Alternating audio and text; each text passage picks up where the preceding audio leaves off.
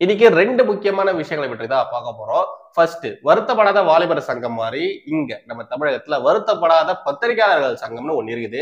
அந்த கோஷ்டிங்க இப்ப ரீசெண்டா அண்ணாமலை அவர்களுக்கு எதிராக ஆர்ப்பாட்டம் பண்ண போறோம் அப்படி மாதிரி அனௌன்ஸ் பண்ணிருக்குதுங்க. எதனால ஆர்ப்பாட்டம், அண்ணாமலை அவர்கள் அப்படி என்ன காரியத்தை செஞ்சிருக்காரு அப்படிங்கிறத பார்க்க போறோம். இதுல முக்கியமான மேட்டர் என்னன்னா, இந்த ஆர்ப்பாட்டத்துல கலந்தக்கூடிய நபர்கள் அதுங்கதான் ஹைலைட்டே.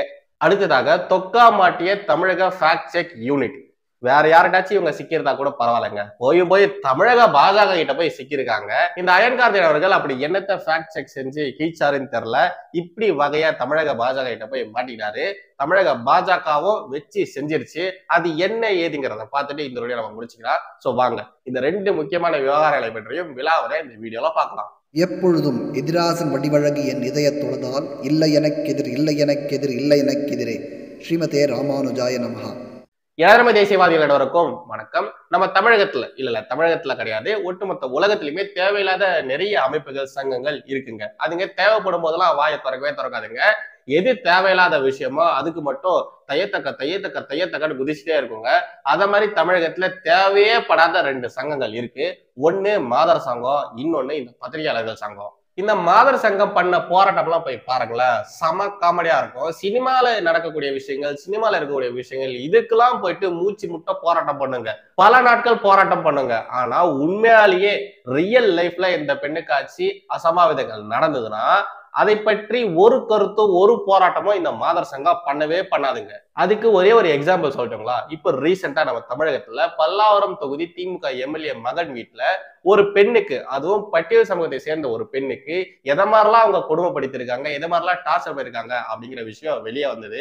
அந்த டைம்ல இந்த மாதர் சங்கம், இது மாதிரி ஏகப்பட்ட மாதர் சங்கம் இருக்கு இல்லையா, அதுல ஏதாச்சும் ஒரு மாதர் சங்கமாச்சு அந்த பொண்ணுக்கு ஆதரவாக குரல் கொடுத்து போராட்டம் பண்ணி ஆர்ப்பாட்டம் பண்ணி நீங்க பாத்தீங்க? கிடையாது. அப்படிதான் அதுக்கு நிலைமையே இருக்கு. அதுங்க புடுங்குற ஆணி பூராவுமே தேவையில்லாத ஆணிங்க தான்.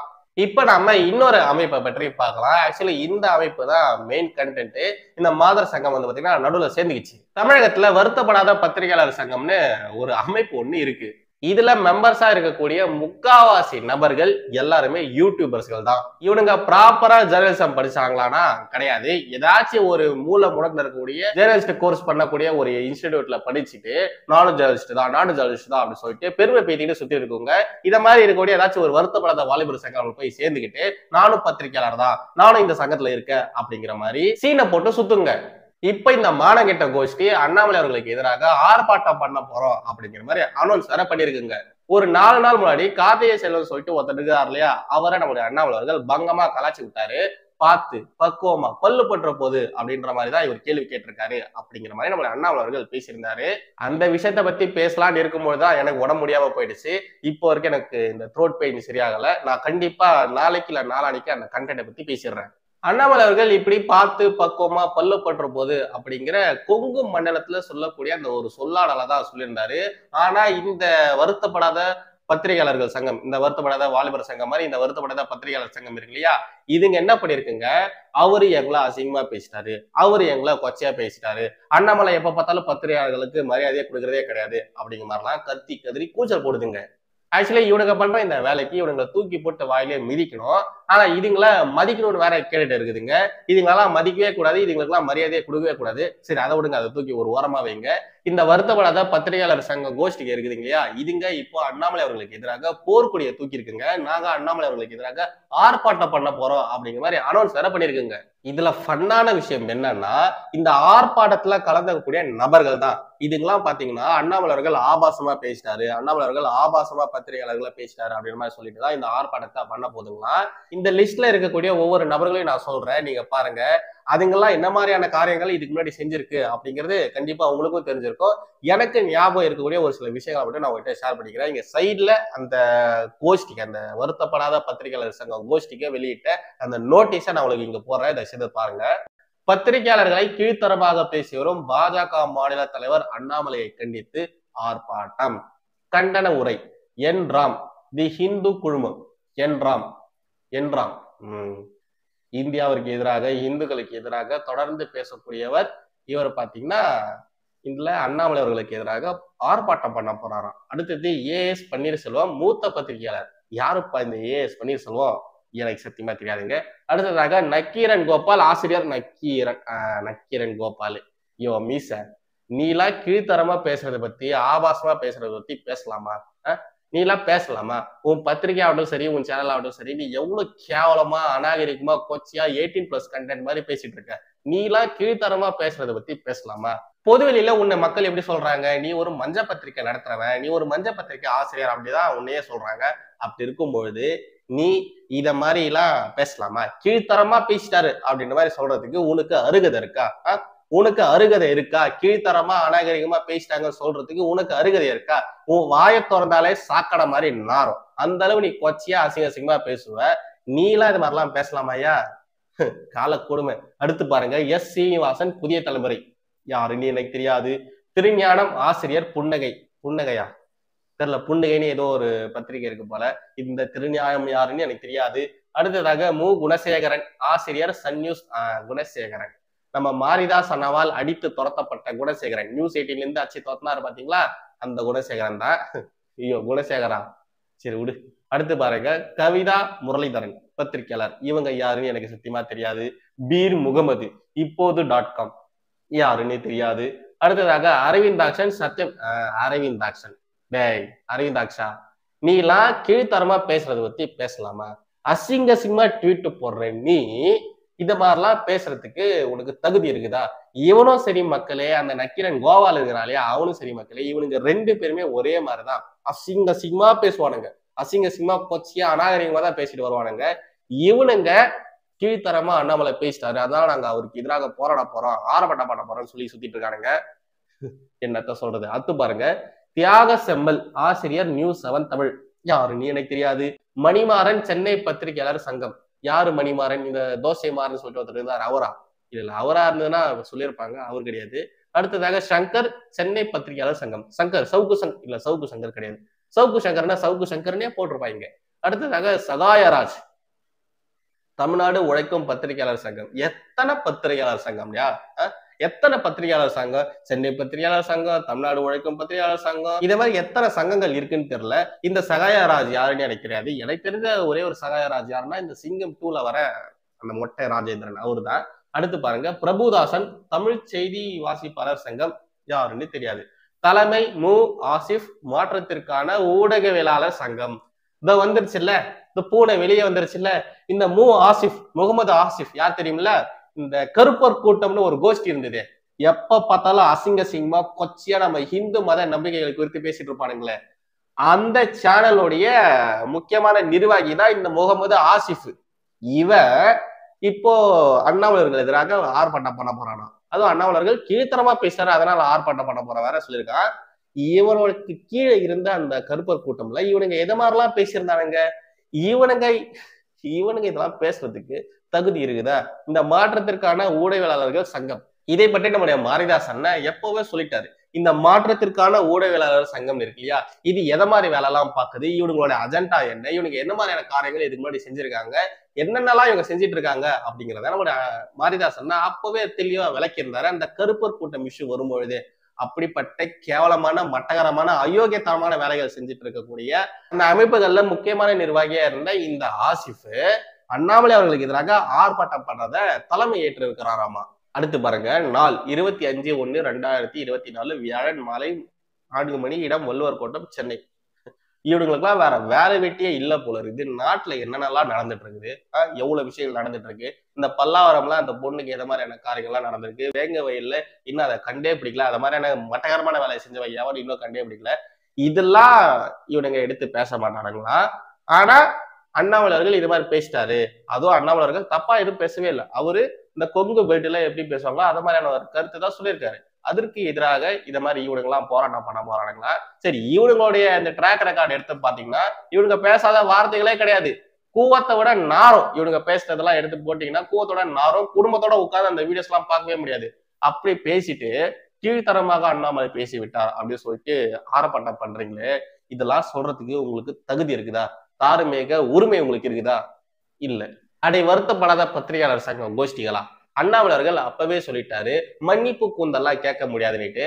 ஆனாலும் எதுக்குடா இப்படி வெக்கம் இல்லாம கூச்ச நாச்சம் எதுவுமே இல்லாம இத மாதிரி பண்ணிட்டு சுத்துறீங்க?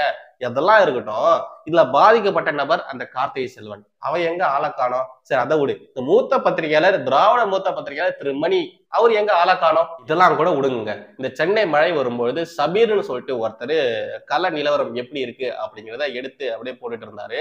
அவருக்கு எதிராக அவரை மிரட்டுற தொழில ட்விட்டர் ஸ்பேஸ்ல ஏகப்பட்ட விஷயங்கள்லாம் நடந்தது. அவருக்கு ஆதரவாக இந்த பத்திரிகையாளர்கள் சங்கம், இந்த வருத்தப்படாத பத்திரிகையாளர் சங்கம் இவனுங்க ஏதாச்சும் சப்போர்ட் பண்ணானுங்களா? அவருக்கு ஆதரவாக ஏதாச்சும் குரல் கொடுத்தானுங்களா? இல்லையே. இந்த சபீரும் பத்திரிகையாளர் தானே. சக பத்திரிகையாளர்களுக்கு இத மாதிரி ஒரு மிரட்டல் ஒண்ணு வந்திருக்கு.